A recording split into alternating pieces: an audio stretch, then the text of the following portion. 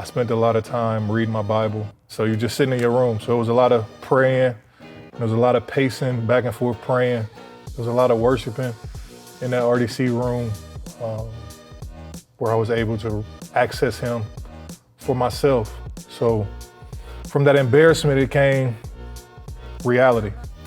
It set in pretty quickly that this is what it was gonna be, that this is what I had to go through. But in the midst of all of that, I could always hear him saying, "I got you." And that was, so we went from embarrassing to reality and to comfort.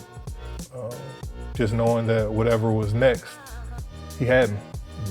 Every parent out there, you don't have to be in ministry, you don't have to be a pastor, you don't have to be some quote unquote community leader. You're a parent. And you stand in the mirror and you question what I did wrong, or what did I do? Maybe some past mistakes, some past sin that I got to pay for, etc.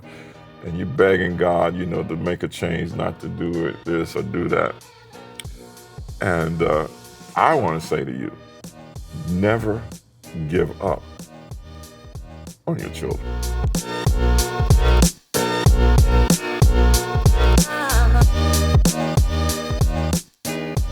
Hello, everyone, and as always, thank you for tuning in and giving us a few moments of your time. You have tuned in to Fit Conversation, Fearless, Intentional, and Transformational Conversations. And I want to thank all of you for all of the encouragement that you gave us to relaunch this platform. Thank you for your prayers. Thank you for all the encouragement and the various ways in which you have provided it. We've recorded 2 episodes thus far.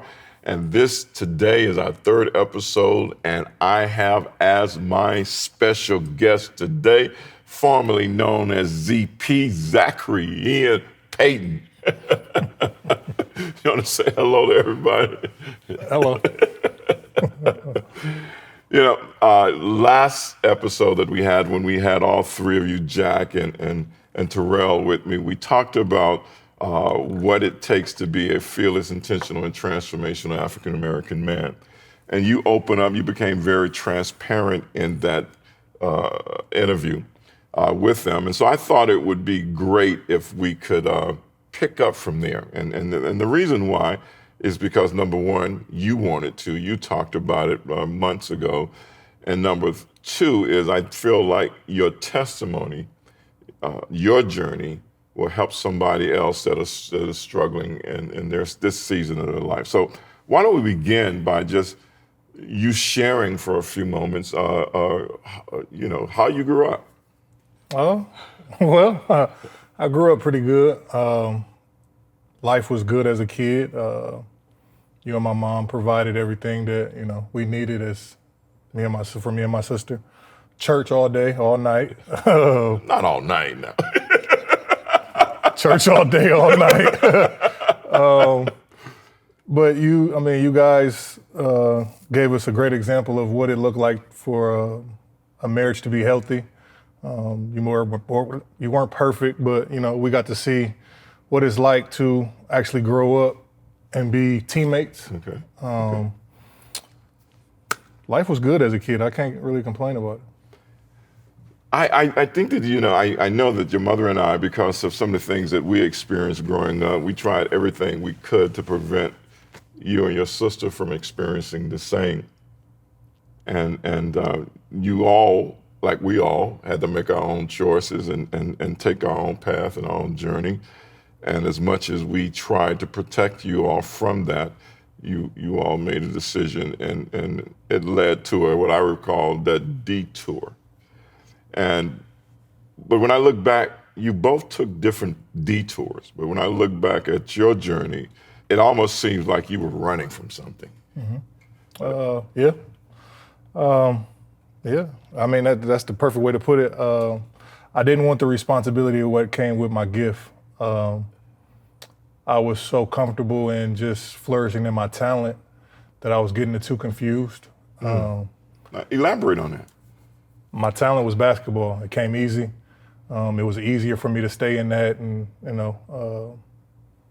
shy away from what God was really calling me to. So, I did as much as I could to stay away from it. I As you know, I've traveled with basketball since probably the age of 13. Very few states I've seen. I've been lucky enough to see a lot of different countries. But ultimately, that wasn't what God was really calling for me to do. So there are very few states that you have not seen, and you've seen a lot of different countries, and basketball was your passion. I remember, because I worked as a plant manager for an engineering company when you were born, and I remember Jack Fanning, which owned the company, he gave us a Purdue outfit for you, because he was a Purdue engineer grad.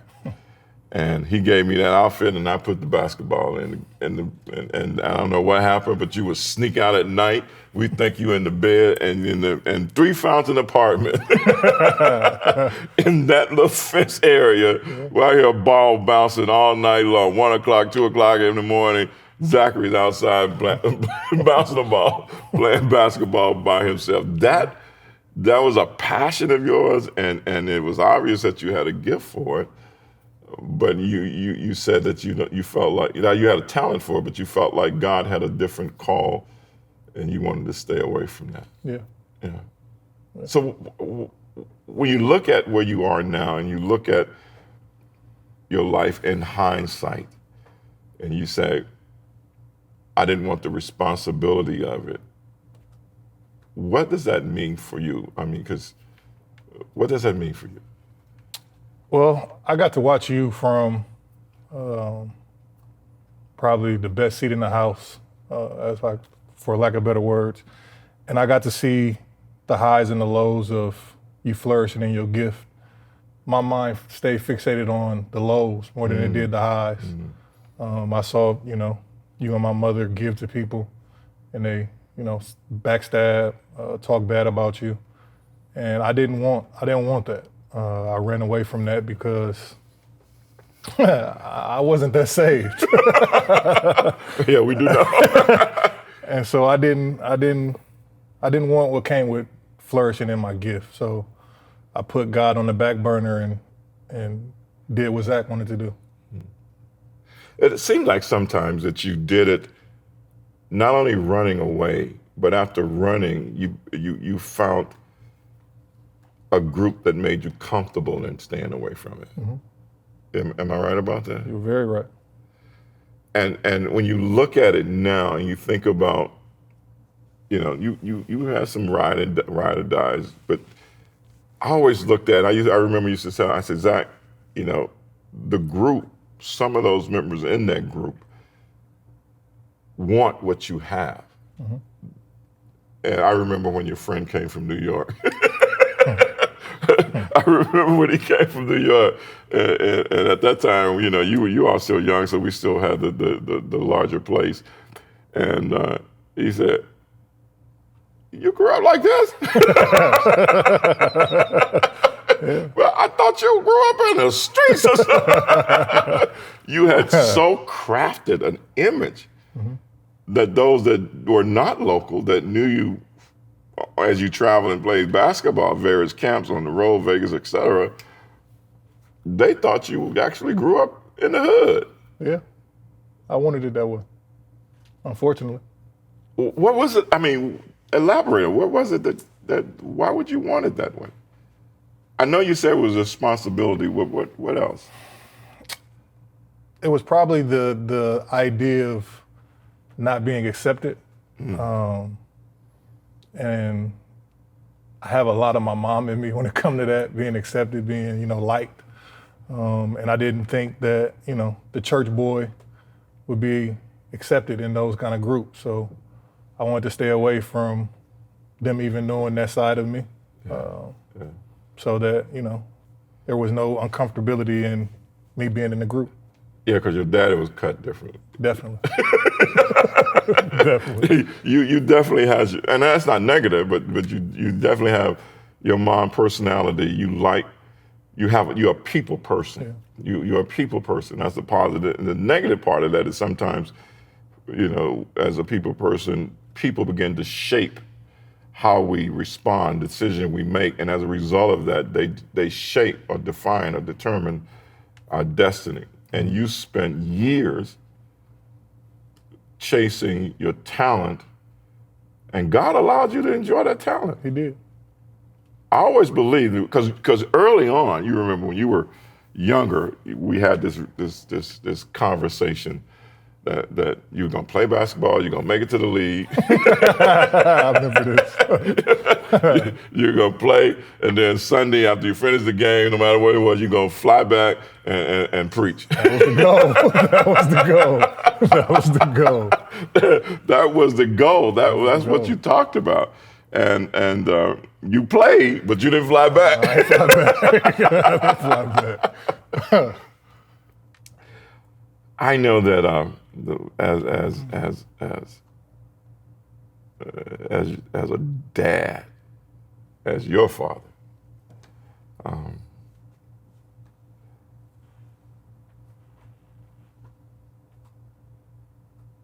some of my most I didn't care what they said out there about me.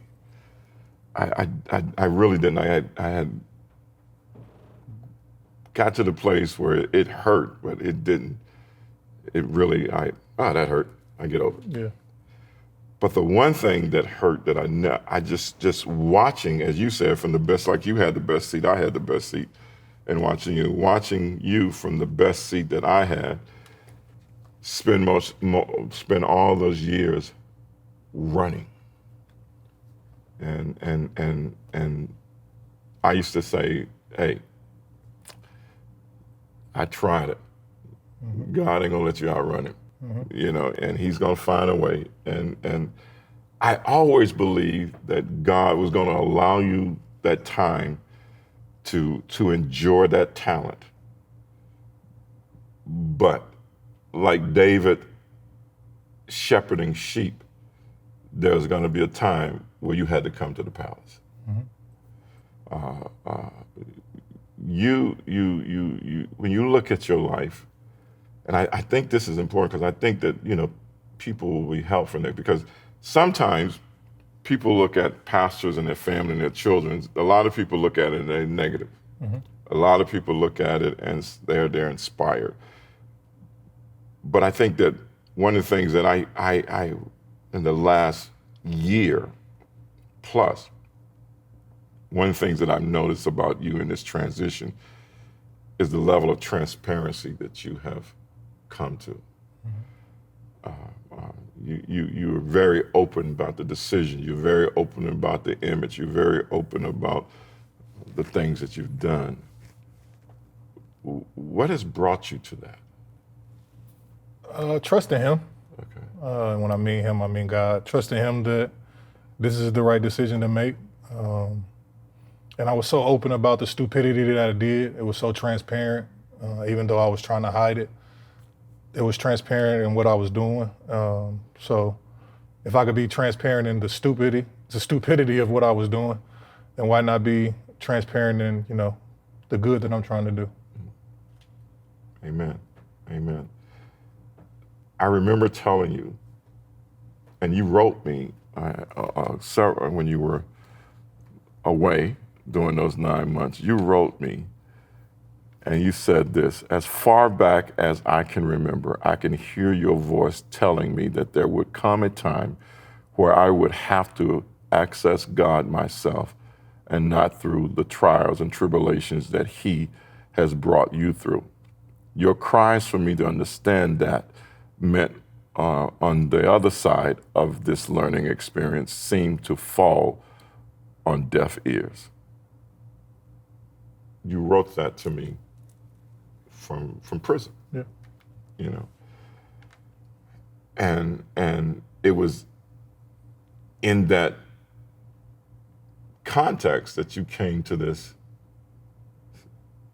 relationship with God for yourself. Yeah. Yeah. I always believe that, that even though you had your mom personality, I'm built like you. You built like me. Mm-hmm. You came to a place like your dad did while incarcerated, where you said, okay, God, I tried everything else. Mm-hmm. I'm going to give you the same energy that I've given everything else, whatever it takes. Mm. And it seems like, as I look back, God set us up for that because we had a chance to go to Texas together. We had a chance to spend some time together with Jim. You drove. I flew in. Bougie. Bougie. No, I just wasn't gonna drive to Texas. and we had a great 2 weeks before any of all this happened. Yeah. And I remember when I got the call and said that you had flipped the truck. Mm-hmm. You want to talk about that? Well, I think I had been back. I think we had been back maybe 2 days, 3 days. I had just taken Danielle to the Lakers and Cavs game. So, like you said, I was able to spend that time with you. Able to spend that time with her, and I think it was the next night out that we got back. I picked her up from work, dropped her off at home, and went to go make a run. And I mean, I remember telling you that, you know I got this warrant over my head, but they're gonna have to do their job. And you remember what I said? Yeah, I do. Yeah, I do. And through the influence of some tequila, I made them do their job, and I flipped the truck. Being stupid. But even in flipping the truck, he allowed me to stay alive. When I probably shouldn't have, when many people in that same situation haven't. And that was the start of, this whole new mind frame of my life and what I'm, here to do. Yeah. I rode by that night. I got and jumped in the car, rode down there where the truck was. And I don't know, the officers, they recognized me and go, because you were already gone. Mm-hmm. And I think you were already gone. Yeah. They said, we took him to the hospital, and from there, we're gonna take him to jail. Mm-hmm. But I was on one side of the street, and the flip vehicle was on the other side of the highway. And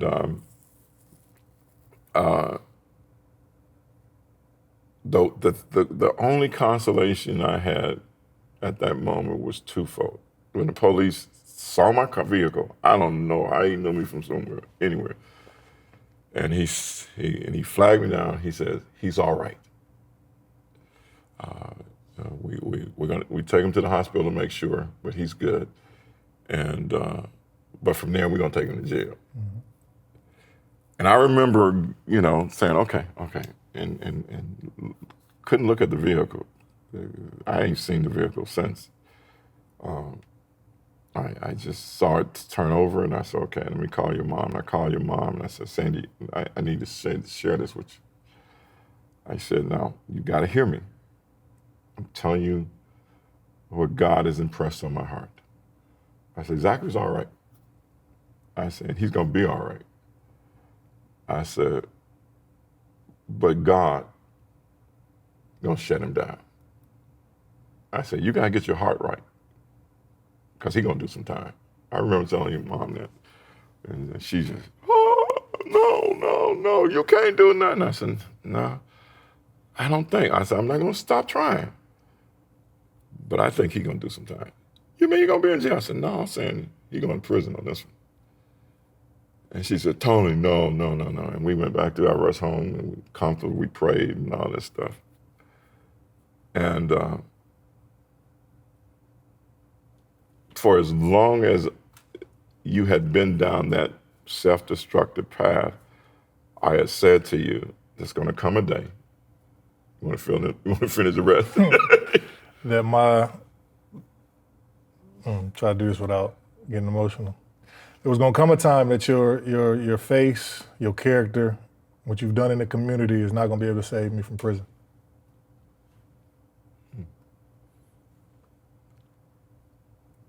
And I remember sitting in that courtroom, and I had been to Brazil.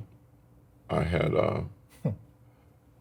spoke on behalf of some young folks in Brazil, and had influence enough to get them out of some trouble. And I'm just saying, that was an argument to the judge. It was. It was actually an argument to the judge. I said, I know if I got this influence in Rio de Janeiro that I can do da-da-da-da. And the judge looked at me and said, Nah, not this time. Not this time. Not this time. Not this time, Mr. Payton. I don't understand. He turned to you, he said, this is your daddy? Mm-hmm. And he said, he's gonna have to finish this in prison. Yep. And you went to do 9 months.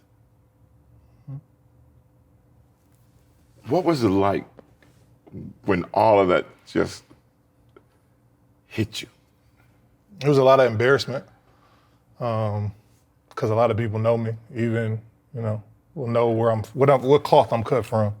So even when, the jail experience, the Allen County experience, they knew who I was, they knew who you was.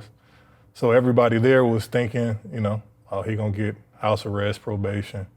His daddy got a good face and all of that.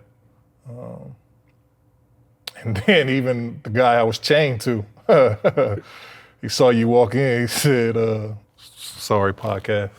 That Negro right there, he gonna get somebody off.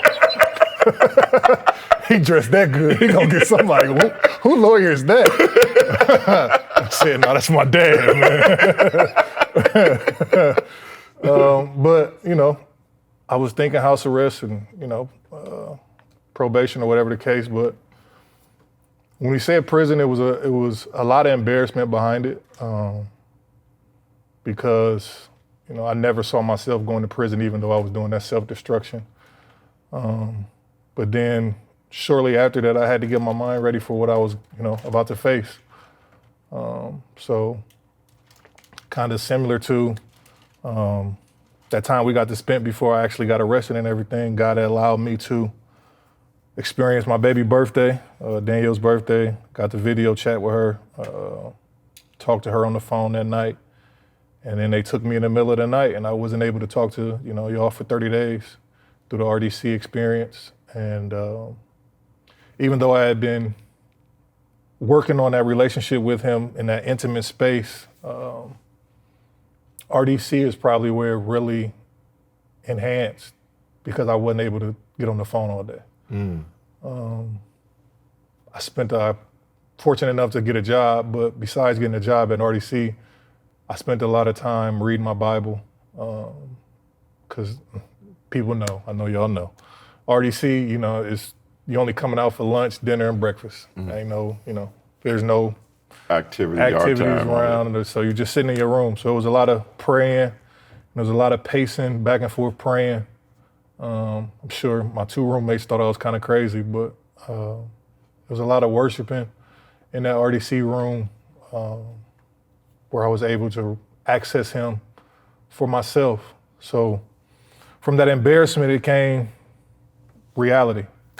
It set in pretty quickly that this is what it was gonna be, that this is what I had to go through. But in the midst of all of that, I could always hear him saying, I got you. And that was, so we went from embarrassing to reality and to comfort. Just knowing that whatever was next, he had me. From embarrassment to reality to comfort. Where would you say you are now? I'm still in that comfort stage because I told him, I knew I was gonna have to do my time. I knew, there was no way out of getting that time, but he allowed me to. I just asked him, let me see my daughter be born. And I got out of RDC 24 hours in time to get 62 months cut off. 62 days cut off, 62 days cut off, which allowed me to come home and see my daughter being born. And I asked him, when I asked him that, I said, I'll do whatever it is you have for me. And I'm still in that comfort stage because it's unusual for me. This isn't like basketball. Even though I've grown up in the church and grown up around you being my father for all my life, studying the Bible and, all of that is not something that I'm too familiar with doing. So I still need that comfort and him, just telling me, I got you. Just be me 50%. Yeah. But you did a lot of writing during that time, Zach. I mean, the things that you wrote, it was, your letters to me, and the conversations that we had, and the prayer that we had over the phone, et cetera, actually gave me comfort, helped me to get there, helped me to solidify that space of comfort in my life. I believed that God was going to do something. I want to pause here and say this to every parent out there. You don't have to be in ministry. You don't have to be a pastor. You don't have to be some quote unquote community leader. You're a parent. You're a mother. You're a father. And decisions that your children make, when you made every decision possible to help them not end up in those predicaments. And sometimes, despite everything you do, they end up in bad situations. And you stand in the mirror and you question what I did wrong, or what did I do? Maybe some past mistakes, some past sin that I got to pay for, et cetera. And you're begging God, to make a change, not to do it, this or do that. And I want to say to you, never give up on your children. The worst thing you could do, as disappointed as you may be, is never give up on it. And one of the things that helped me was the fact that I knew how I had disappointed my mom, my grandmother, my Aunt Eileen, my Aunt Charlene, because I was supposed to be the one that made it. And I chose a path that was diametrically opposed to everything that I was gifted and talentedly set up to accomplish. And yet, my mom never gave up on me. My grandmother never gave up on me. My Aunt Eileen or Charlene never gave up on me. And more importantly, God never gave up on me. And that, fellow parent, is what you have to let God comfort you with. You have to let God comfort you with that. We had two people in our lives, we had varied people in our life, your mom and I, during these times that you were making some decisions. One was Dr. Robert Smith. And Dr. Robert Smith was professor at Beeson University. He was a professor of preaching. And I got to know him very well. And we were where he was with his son. And he says to me, Anthony, Sandy, just continue to sit on the porch. And it was that prodigal scenario. You just continue to sit on the porch. And that's what I want to say to you. Continue to sit on the porch.